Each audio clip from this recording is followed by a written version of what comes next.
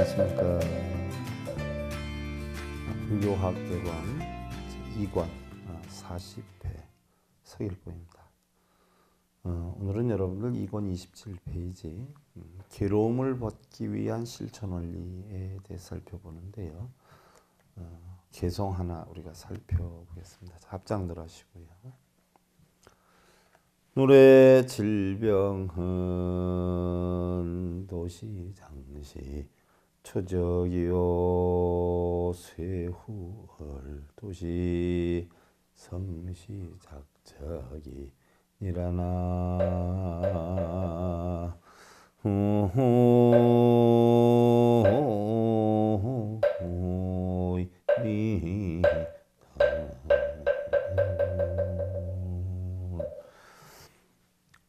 우리가 늙어서 오는 질병은 거의 대부분이 젊었을 때 불러들인 것이고, 우리가 쇠약해진 뒤의 재앙은 전부 젊었을 때 지은 것이다. 나이 먹어서 힘들게 살고 어렵게 살거나 재앙과 질병이 들어오는 것이 아니라, 그런 원인을 추적해 보면 전부 젊어서부터 쌓아놓은 집적된 것에 의해서 결실이 나온 것이다. 우리가 가을에 결실을 거둬들이는 것이 봄에 얼마만큼 씨를 뿌리고, 또한 줄곧 여름을 지나면서 얼마만큼 가꾸 얻느냐에 따라서 우리가 결실을 얻는 것이지, 하루아침에 결실이 맺어지는 건 아니다라는 이야기예요. 그래서 일상생활 모든 것을 우리는 늘 거의 하루도 빠짐없이 충실히 살아야 된다는 이야기죠. 하루를 즐겁게 살지 못한 사람이요 평생 즐거울 수는 없는 것이에요.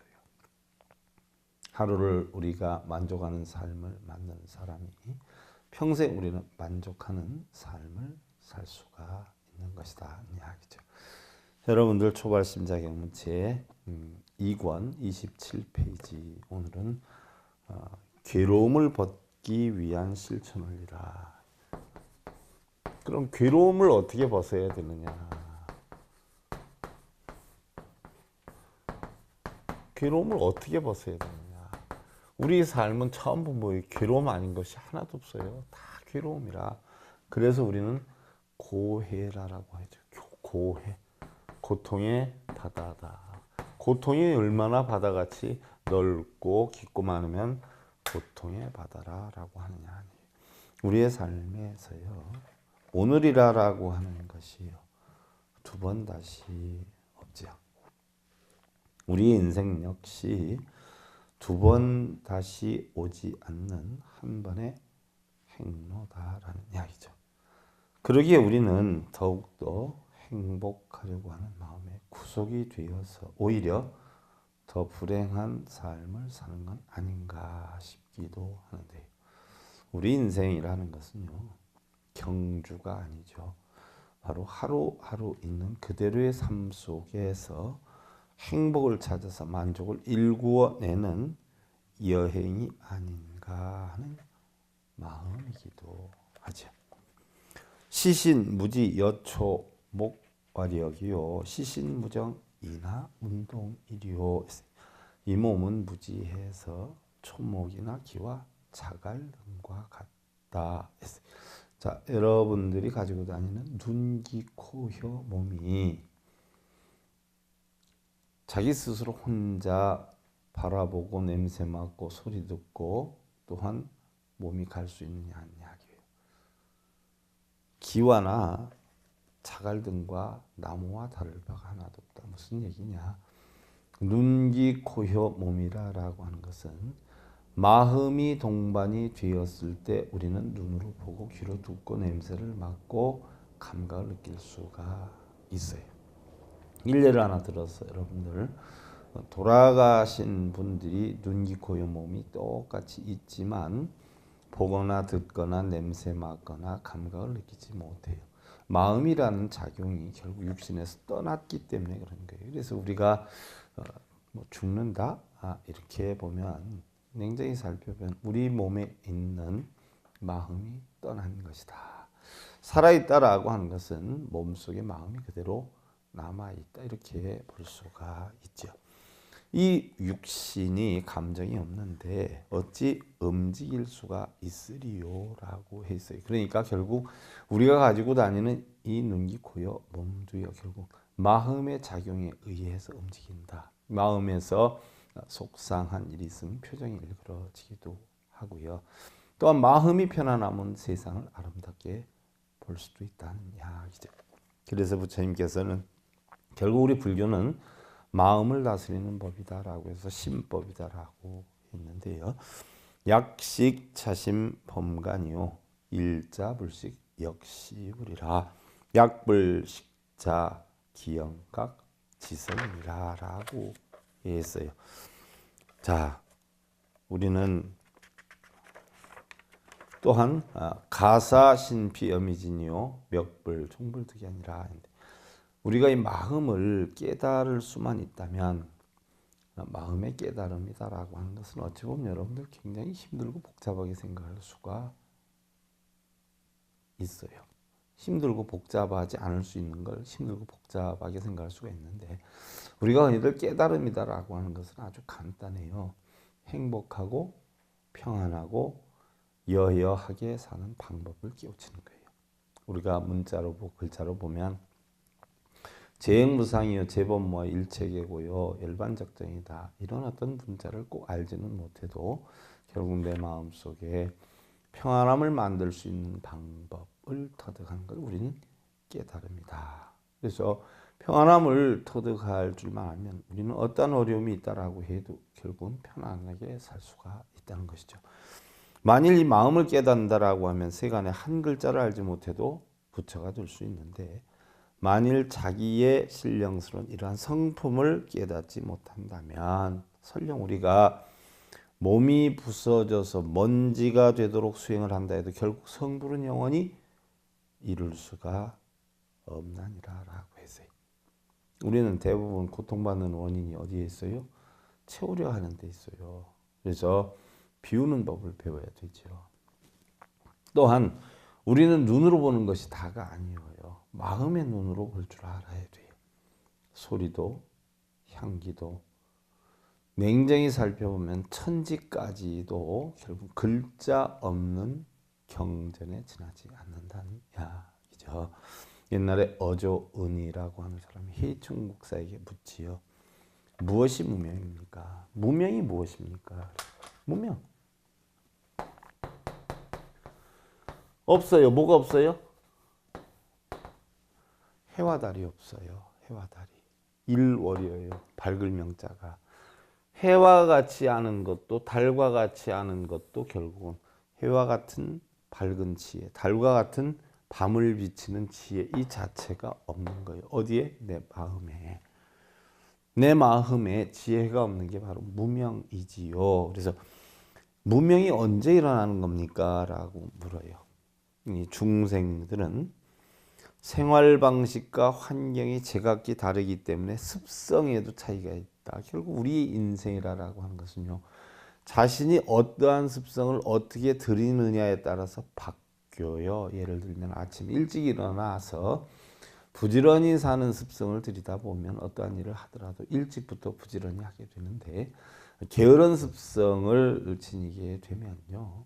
그 사람은 자기 습에 의해서 그것이 당연시화되고 있죠. 일례를 하나 들어서 여러분들 보세요. 직장에 출근해도 야간에 출근을 해 버릇하는 사람들은요. 점점점 어떻게 돼요? 밤에 잠이 없어지고 낮에 잠이 많아져요. 그럼 그렇게 길이 들여져요. 그런데 아침에 출근해서 저녁에 퇴근하는 사람들은 어떻게 돼요? 당연히 일상생활에 낮에는 일하고 밤에는 잠을 자는 습성을 들이게 되죠. 그 전에 보면은 교도소에 근무하는 사람들이 하루에 3교대를 하는데요. 엄청 힘들어 하더라고요. 하루는 오전 근무했다, 하루는 오후 근무했다, 하루는 밤 근무로 돌아가면서 하니까요. 리듬이 굉장히 힘들다라고 해요. 바로 내 생활 방식과 환경의 습성을 어떻게 들이느냐에 따라서 우리는 인생이 달라진다. 또한 똑같은 사물이다라고 하더라도 보여지는 관점이 각각 다르다. 그러나 분명한 것은 우리가 바로 괴로움을 겪는다라고 하는 것은 낮에 일하든 밤에 일하든 결국 마음에서 비롯되는 것이지, 낮에 일한다라고 해서 괴로움이 없어지고 밤에 일한다라고 해서 괴로움이 생기는 건 아니다. 그러면 우리가 괴로움을 겪는 근본적인 관점이 어디에 있느냐? 바로 아집에 있다는 얘기예요. 내라고 하는, 바로 나라고 하는 이런 어떤 생각, 집착, 내 뜻대로 하려고 하는 이러한 아집 때문에 우리는 형성이 된다라는 이야기죠. 그래서 우리 불가에서는 뭐라 그러냐? 자기 이익과 손해를 따져서 바로 이익에 관계되는 일이라면 즉각 나서는 본능적 행위를 무명이다라고 한다 했어요. 무명. 자기가 손해 이득을 따져서 이익되는 일에는 무의식적으로 본성적으로 추구해서 나가는 이 자체를 우리는 무명이다라고 한다. 또한 단습이다라고 하는 것은 이러한 무명의 습성을 끊어버리는 것이고, 이러한 무명의 습성을 끊어버리는 그 자체가 바로 수행이다. 여러분들, 우리가 알고 있는 수행은 뭐예요? 전부 빌고 기도하고 절하고 독경 연불 사경, 이걸 수행으로 안단 말이죠. 그게 수행이 아니에요. 진정한 수행은 바로 무명을 없애는 방법을 터득해서 그 방법대로 뭐요? 습관화되는 거예요. 일례를 하나 들어서, 자, 우리가 태어날 때는 어떻게 됐어요? 전부 빈 마음으로 왔어요. 마치 거울로 비교를 해보면 깨끗한 거울과도 같은 것이 우리 본래의 마음이에요. 그런데 이 거울에 먼지 같은 게 껴요. 먼지 같은 게 끼면 결국은 그 거울은 사용할 수가 없게 되죠. 비출 수가 없게 돼요. 그와 같이 우리의 마음도 본래는 깨끗한데 좋고 나쁘고 이득과 손해, 이러한 생각으로 결국은 맑은 것이 가려지는 것이, 이것이 바로 뭐냐? 무명인 것이에요. 무명, 어두움을 뜻하는 것이죠. 결국 밝지 못한 거예요. 깨끗하지 못한 거예요. 그래서 우리가 깨달은 마음을 뭐라고 해요? 본성이다라고 하고 자성이다라고 청정이다라고 표현을 하는데, 바로 이것을 본성이다라고 표현하고요. 마음속에 육군이 육경을 부딪혀가지고 번뇌망상이나 탐진치나 걱정근심이 있거나 이득과 손해를 따지거나 있고 없음을 따지거나 부처와 중생을 따지거나 이런 자체는 본성을 볼 수가 없어요. 왜? 본마음이 더러워져서 이걸 갖다 우리는 뭐라 그러냐? 중생성이다. 무명의 중생성이다 라고 표현을 하지요. 전등록에 보면은요, 허공을 두드리고 또한 메아리를 쫓는 것은, 허공을 두드린다라고 하는 것은 바로 뭐예요? 공의 이치를 터득한다라는 이야기고, 메아리를 쫓는다라고 하는 것은 육근이 육경을 부딪혀서 형성되는 걸 추구하는 건데, 허공을 두드린다라고 하는 깨달음을 얻어야 되겠다는 생각도 결국은 뭐예요? 공하지 못한 생각이에요. 그래서 여러분들, 나는 깨달음을 얻어야 되겠다라고 생각하는 것도 중생성이고, 마음속에 있는 업장을 소멸해야 되겠다라고 하는 생각도 중생성이에요. 그래서 깨달음을 얻어야 되겠다, 마음속에 있는 무명의 번뇌를 없애야 되겠다라고 하는 생각 자체를 다 비우는 그 자체를 결국 우리는 본성이다, 청정이다라고 표현을 하는데요.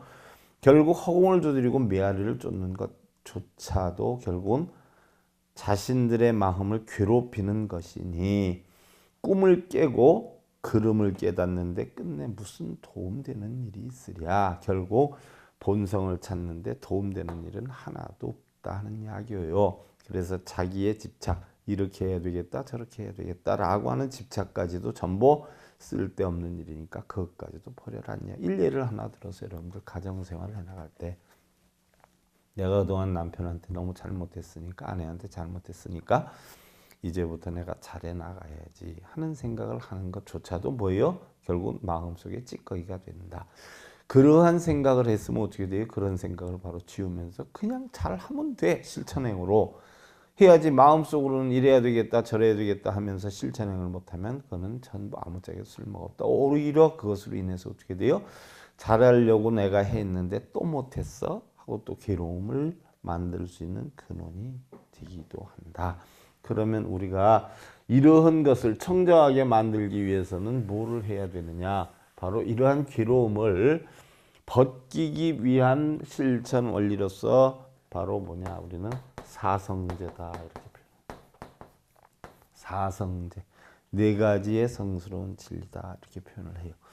여러분들 이미 이것은 제가 천수경할 때도 잠깐 살펴드렸고요.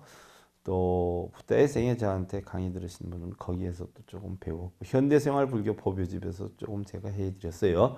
근데 불교학 개론이기 때문에 이 부분에서는 이 분야에 대해서 굉장히 상세하게 알아야 되기 때문에 아시던 분들도 다시 한번 복습하는 차원에서 또한 모르는 분들은 확실하게 이 기회에 꼭 아셔야 하는 상황이에요. 왜냐하면 부처님 45년 가르침 가운데에서 이 사성제 8정도 12인연법이 거의 대부분이다. 이렇게 보시면 돼요.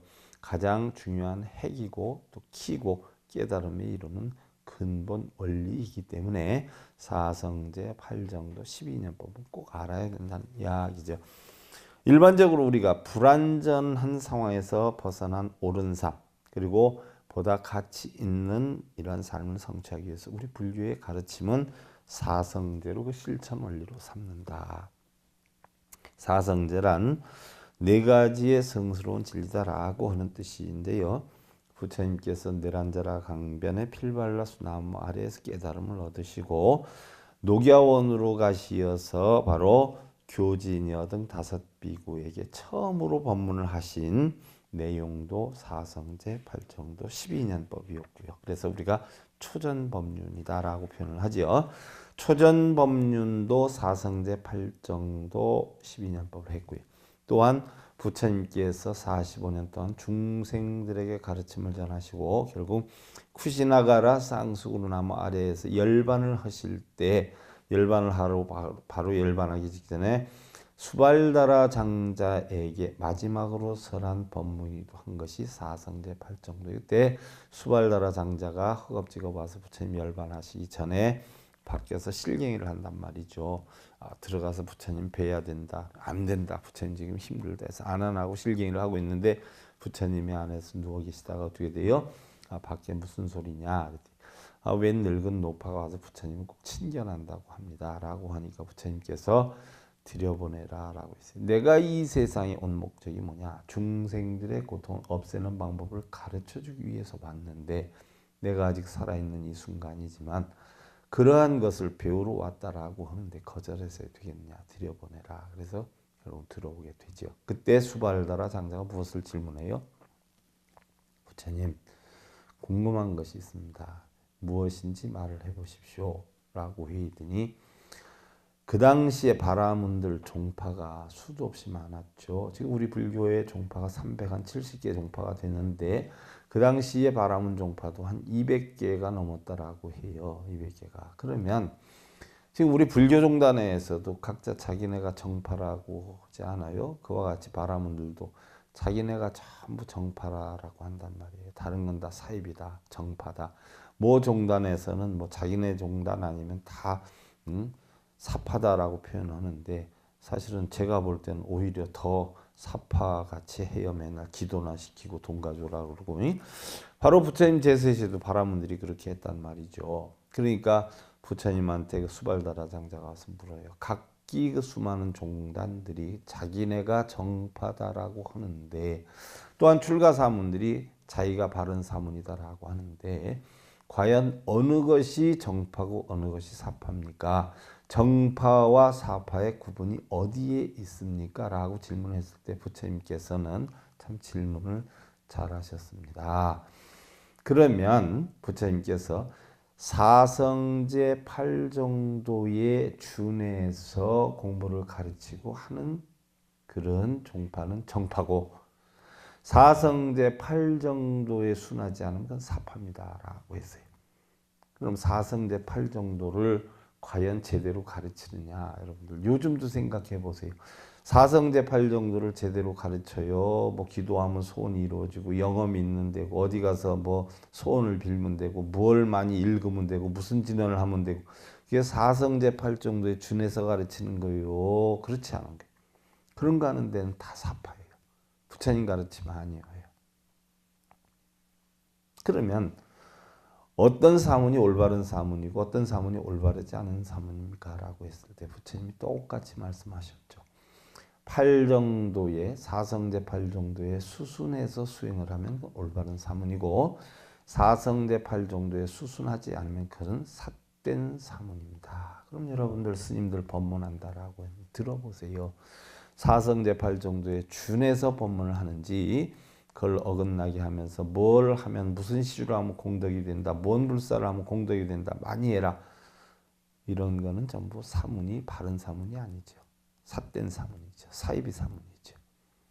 바로 부처님이 초전법륜과 마지막 법문을 한 내용이 사성제 8정도 12년법이에요. 그래서 경전에 의하면요. 모든 부처님의 가르침은 바로 이 네 가지 진리 안에 포함되지 않은 것이 없다라고 했어요. 그러면 이 사성제 네 가지 진리는 무엇이냐? 첫째는 고성제, 둘째는 집성제예요. 셋째는 멸성제예요. 넷째는 도성제예요.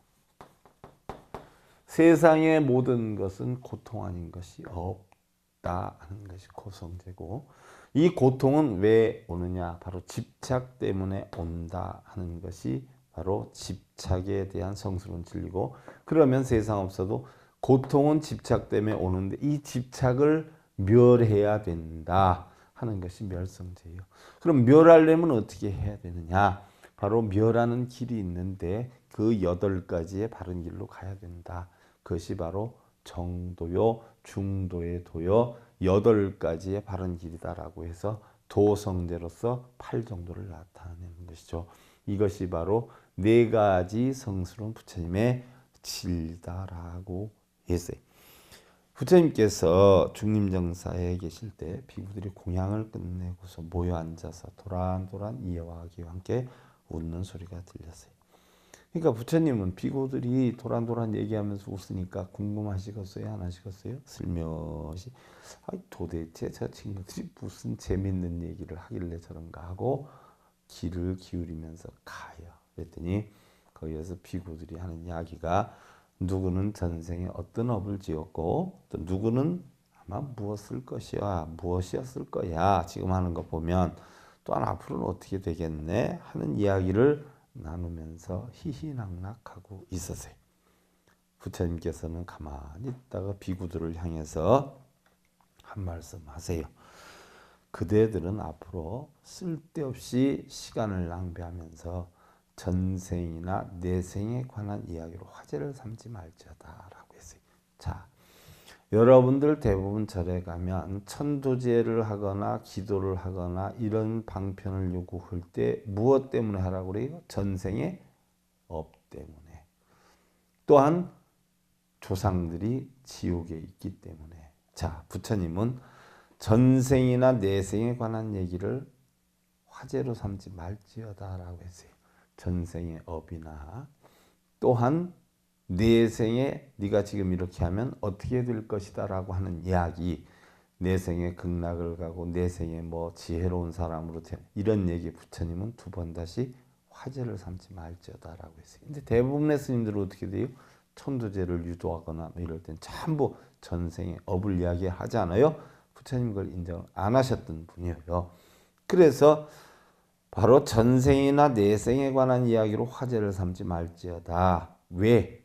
첫째는 그것으로 인해서 진리를 알게 하는 것도 아니고 둘째로 깨끗한 행위에 도움을 주는 것도 아니고 셋째로 지혜와 바른 깨달음에 대해서 도움을 주는 것도 아니고 넷째로 열반으로 향하는데 도움을 주는 것도 아니질 않느냐. 왜 쓸데없이 그러면서 시간 낭비하냐. 그러니까 여러분들도 우리 불자님들도 전생에 뭐였고 무슨 업이 많았고 내생에 뭐가 될 것이다. 윤회를 하지 말고 천생에 날 것이다. 이런 건 전부 뭐예요? 부처님 말씀엔 쓸데없는 얘기란 이야기예요. 차라리 그럴 시간이 있다라고 하면 바로 괴로움의 진리인 고성제를 성스러운 진리라란 말이죠. 성스러운 진리 바로 또 괴로움에 질린 고성제, 괴로움이 모이는 진리, 괴로움이 모이는 진리, 집성제, 괴로움이 소멸되는 진리는 멸성제, 또한 괴로움을 소멸하는 방법에 관한 진리 도성제를 관하도록 해라. 쓸데없는 그런 얘기를 하지 말고 사성제를 관하도록 하라 라고 하면서 사성제의 중요성을 설하시게 됐죠. 우리 불교의 일관된 관심은요, 결국 괴로움을 없애는 데 있어요. 괴로움을 없애는 데. 내가 지금 겪고 있는 괴로움이나 고통을 어떻게 없애느냐, 이것이 가장 중요한 문제이지요. 선과 귀감에 보면은요, 글자나 알고 경을 보는 것으로는 깨우침을 얻을 수가 없다라고 했어요. 그런데 여러분들은 대부분 독경하고 사경하고 있잖아요. 경만 보고 있잖아요. 이건 백날에도 깨우칠 수가 없다. 선과 귀감에 나온 이야기. 글귀나 새기고 말뜻이나 풀어보는 것은 오직 그 자체도 뭐예요? 여러분들 독경하고 사경하는 목적이 어디에 있어요? 절하고 참선하는 목적이 어디 있어요? 소원 성취를 위해서 하지요. 뭔가 이루고자 하지요. 그 자체가 뭐예요? 탐욕심이다. 그 탐욕심 때문에 결국 뭐예요? 성내는 마음이 형성이 되고 그로 인해서 독경, 사경, 절 이런 건 하면 할수록 어떻게 돼요?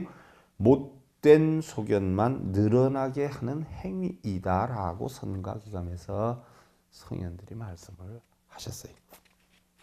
부처님께서 카빌라바스 니그로다 동산에 계실 때 샤카족 마하나마가 제가 불자가 해야 할 일에 대해서 질문을 하지요. 이게 자밤 927 우바세경에 나오는 것인데요.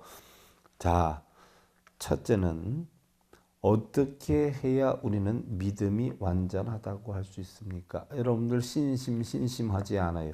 그러지 않아요? 부처님을 믿는 마음. 그러지 않아요? 그럼 부처님을 믿는 마음이 신심이 아니에요. 바로 부처님의 진리를 믿는 마음이 신심이에요. 불상에 절 많이 하는 게 신심이 아니에요. 독경사경 많이 하는 게 신심이 아니에요. 부처님의 진리를 얼마만큼 아느냐, 또한 얼마만큼 알아서 흔들림이 없느냐, 이게 신심이라서 진리에 대한 믿음이 견고해서 어떤 바라문이나 외도들도 무너뜨릴 수 없어야 하느니라. 자, 여러분들 가만히 생각해 보세요. 법문 한번 들으러 왔는데 어떤 친구가 어디에서 요번에 무슨 행사를 한대, 거기 가서 절을 하면은 소원이 성취된대. 요번에 우리가 삼사순례 하는데 어느 절에 가면 한 가지 소원은 꼭 이루어진대 라고 하면 그게 부처님 가르침이 아닌데, 자기도 뭔가 어떻게 돼? 안 가면 다른 사람들은 다 뭔가 이룰 수 있고 자기만 못 이룰 것 같은 생각에 또 쫓아다니죠. 이게 바로 뭐예요? 신심이 없는 거예요. 그는 신심이 엄청 있는 줄 알지만 부처님의 가르침에 하면 부처님의 진리를 깨우치려고 하는 진리를 보는 마음이 없이 무당심, 자기의 탐욕심을 키우기 위한 마음이기 때문에 그건 신심이 아니에요. 그렇게 흔들린다라고 하면 어떻게 돼요? 신심이 없는 거예요. 그래서 어떠한 바람이나 어떤 탐욕심도 무너뜨릴 수 없어야 그게 신심이에요. 그럼 둘째로는 어떻게 해야 계율을 잘 지킨다고 할 수 있습니까? 했어요. 그런데 부처님 뭐라 그랬어요? 5계를 꼭 지켜야 된다라고 해서 여러분들을 살돈망주 5계를 지킨다라고 해서 뭐 고기도 안 먹고 술도 안 먹고 이렇게 하지 않아요? 근데 부처님 뭐라고 했어요? 계율을 잘 지키는 것은 5계를 즐거워하지 않고 또한 그 5계조차도 떠나야 되느니라. 살도 음망주를 지키려고 하는 생각조차도 뭐예요? 떠나야 하느니라. 그게 계율을 잘 지키는 것이다. 무슨 얘기예요? 살도 음망주를 안 하는 사람들은요, 5계라고 하는 것을 머릿속에 대낼 필요가 없어요. 근데 그걸 못 지키는 사람들이 어떻게 돼요? 5계를 지킨다라고 하는 거예요. 일상생활을 있는 그대로 사람답게 사는 사람은 옥외가 필요가 없어요. 그래서 부처님은 그 옥외조차도 떠나야 계율을 잘 지키는 것이다. 그럼 셋째는 어떻게 해야 법문을 잘 듣는다고 할 수 있습니까? 라고 해 있어요.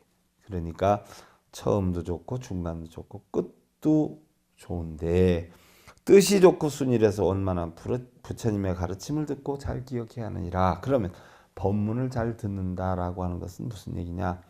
부처님 가르침의 첫 부분도 좋고 중간 부분도 좋고 끝 부분도 좋은데 이치와 진리를 잘 알아야 된다. 쉽게 예를 들면 사성제를 하는데 사성제 가운데서도 고성제, 집성제, 멸성제, 도성제 가운데 고성제만 확실히 알더라도 혹은 멸성제만 확실히 알더라도 혹은 다 모르고 도성제만 확실히 알더라도 부처님 진리의 수순에서 그 진리를 확실히 알면 이게 바로 부처님의 법문을 잘 듣는다라고 할 수가 있다라고 했어요. 또한 부처님 자바암경의 설법사경에 보면은 법사는 누구냐? 법을 전하는 스승인데 뭘 하면 소원이 이루어진다, 공덕이 된다, 뭘 몇 번 써라, 몇 번 읽어라, 절을 몇 번 해라. 이것은 전부 사입이에요. 그럼 법사가 누구냐? 오온이 공한 이치, 색수상 행식의 오온이 공한 이치를 가르쳐 주는 자가 법사고 또 법문은 뭐냐? 그러한 내용에 대해서 법문을 이야기를 하는 걸 법문이지 뭘 하면 공덕이 쌓인다, 복이 온다, 소원이 성취 이거는 법문이 아니에요. 무당문이지. 불교는 그런 게 아니에요. 그래서 바로 처음도 좋고 중간도 좋고 끝도 좋은데 부처님의 진리를 터득하는 것이 법문이다. 넷째, 무엇을 버려야 합니까? 그랬어요. 부처님 뭐예요? 인색함을 버려라. 인색함을. 기도하기 위해서 여러분들 돈은 잘 내는데 자 법문 듣기 위해서는 시주를 안 하지요. 부처님은 언제 시주하라고 그랬어요? 법문하는 자에게 공양을 올리라고 그랬어요. 법문하는 자에게. 기도비는 여러분들 1, 20만 원, 돈 100만 원 돈으로 생각 안 해요. 근데 법문하는데 돈 좀 도와주세요. 만 원들도 안 내더라고. 만 원들도. 이게 불교예요. 사입이 미신 무당들이에요. 응? 뭐를 버려야 되느냐? 인색함을 버려야 된다. 그 자체도 뭐예요? 자기네 소원 이루기 위해서 돈 100만 원 아끼지 않고 법문을 널리 할 수 있게끔 부처님 뭐예요? 은공이 뭐예요? 마땅히 공양받을 만한 자격이 있는 건 법문을 하셨기 때문에 은공이에요. 법문을 하셨기 때문에. 기도하는 사람은 공양하지 말라고 그랬어요. 부처님. 그 다음에 다섯째 어떠한 지혜를 갖춰야 합니까? 라고 했을 때 바로 고, 집, 멸도의 이치를 알아서 괴로움을 없애는 법 바로 이 사성제 괴로움을 벗기 위한 실천 원리에 대해서 아는 지혜가 바로 올바른 지혜다라고 했어요. 옛날에 수도하는 스님이 마조를 찾아갔어요. 그리고는 대뜸 질문을 해요. 어떤 것이 조사설의 뜻입니까? 그러니까 조사설의 달마대사가 바로 조사지 않아요?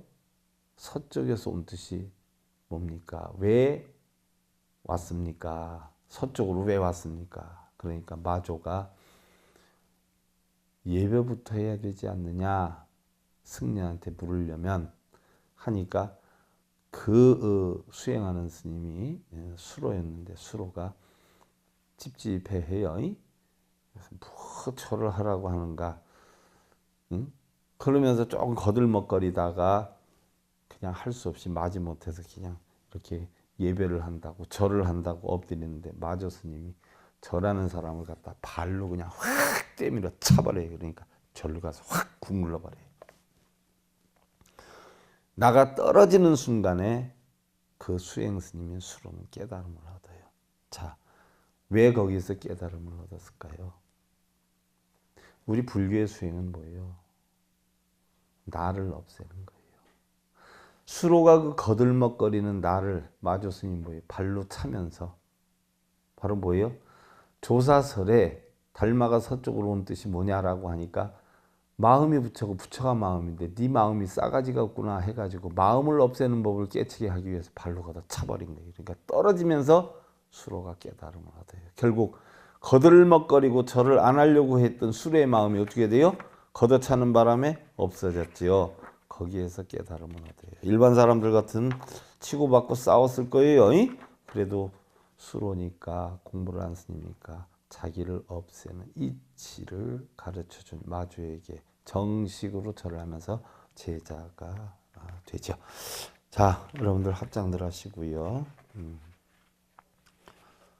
토기 불이약이요 여상경자 호니라나